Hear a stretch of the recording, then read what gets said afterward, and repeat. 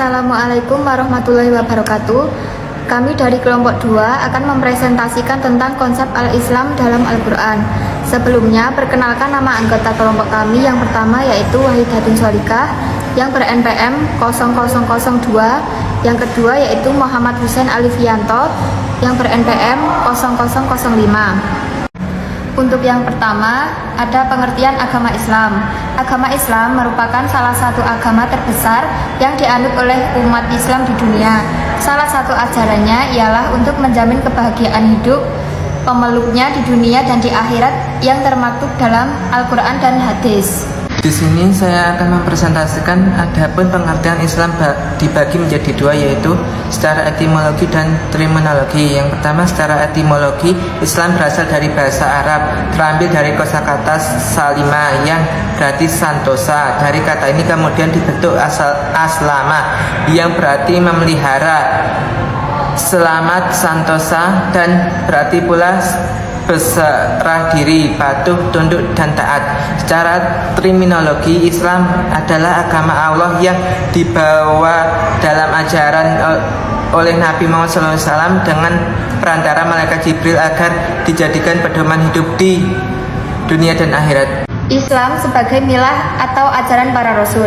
Milah merupakan pokok ajaran yang tidak berubah dan menjadi pondasi dari semua bentuk syariat atau ajaran tertentu. Maka ia akan menjadi dasar bagi setiap gerak langkah seseorang dalam menentukan arah gerakan seseorang dalam menjalani hidupnya. Milah para nabi ialah mengabdi pada Allah dengan tidak menyekutukannya dengan sesuatu apapun, yang menghantarkan manusia pada amal yang berdasarkan pada perintah dan larangan dari Allah dan Rasul-Nya. Banyaknya nabi yang diutus Allah dengan membawa agamanya untuk umat dan zaman yang berbeda-beda tidaklah berarti bahwa agama Allah itu banyak, sebab seluruh milah atau ajaran yang dibawa oleh para nabi di bawah satu panji, yakni Islam. Islam dalam istilah syariah. Secara istilah, syariat Islam adalah semua aturan yang Allah turunkan untuk para hambanya, baik terkait masalah akidah, ibadah, muamalah, adab, maupun akhlak, baik terkait hubungan makhluk dengan Allah maupun hubungan antar sesama makhluk. Contoh dalam kehidupan sehari-hari adalah saling menghargai satu sama lain, tidak meremehkan agama lain, saling menghormati antara yang lain, tidak pernah memaksakan kehendak orang lain. Yang selanjutnya ada sumber ajaran Islam. Aspek-aspek ajaran Islam meliputi yaitu yang pertama, akidah yang memuat tentang persoalan-persoalan keimanan yang harus dipedomani. Yang kedua, ibadah yang menjelaskan tentang segala persoalan ritual dalam kaitannya dengan bagaimana seseorang berhubungan dengan Allah Subhanahu wa taala, seperti toharoh, sholat, puasa, zakat, dan haji. Kemudian yang ketiga, muamalah duniawiyah yang mengatur tentang dimensi hubungan manusia dengan sesama umat manusia, seperti sistem keluarga, yaitu perkawinan dan kewarisan. Terus sistem ekonomi, sistem politik, sistem hukum, sistem pendidikan. Yang keempat, akhlak yang menjelaskan bagaimana seharusnya manusia mempunyai jiwa dan etika yang mulai berdasarkan nilai-nilai ilahiyah. Misi ajaran Islam.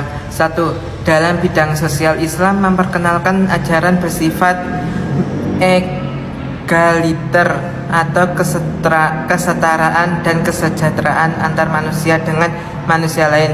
Satu dan lainnya sama-sama sebagai makhluk Allah Subhanahu wa taala dengan segala kelebihan dan kekurangan masing-masing. 2. Misi Islam sebagai pembawa rahmat bagi seluruh alam dapat dilihat dari ajarannya dalam bidang ekonomi yang bersandingkan atas keseimbangan dan pemerataan. Dalam ajaran Islam, seseorang diperbolehkan memiliki kekayaan tanpa batas, namun dalam jumlah tertentu. Dalam hartanya terdapat milik orang lain yang harus dikeluarkan dalam bentuk zakat, infak, dan sedekah. Yang ketiga, misi ajaran Islam rahmatan lil alamin.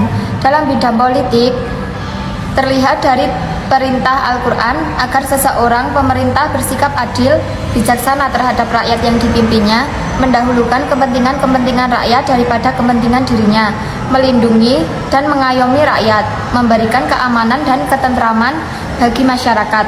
Yang keempat, misi rahmatan lil alamin, ajaran Islam dalam bidang hukum-hukum.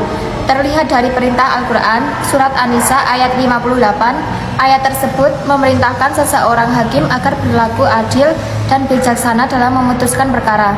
Penegakan supremasi hukum sangat dianjurkan dalam agama Islam. Yang kelima, misi ajaran Islam, rahmatan lil alamin, dapat pula dilihat dalam bidang pendidikan. Hal ini terlihat dari ajaran Islam yang memberikan kebebasan kepada manusia untuk mendapatkan hak-haknya dalam bidang pendidikan. Islam menganjurkan belajar sungguh pun dalam keadaan perang, dan menurut ilmu mulai dari buayan hingga ke ilang lahat, serta melakukannya sepanjang hayat. Karakteristik ajaran Islam. Karakteristik ajaran Islam dalam visi keagamaan bersifat toleran, pemaaf, tidak memaksa, dan saling menghargai, karena dalam pluralisme agama tersebut terdapat unsur kesamaan, yaitu pengabdian kepada Allah Subhanahu wa taala. Sekian dari kelompok kami. Apabila ada salah kata mohon maaf. Wassalamualaikum warahmatullahi wabarakatuh.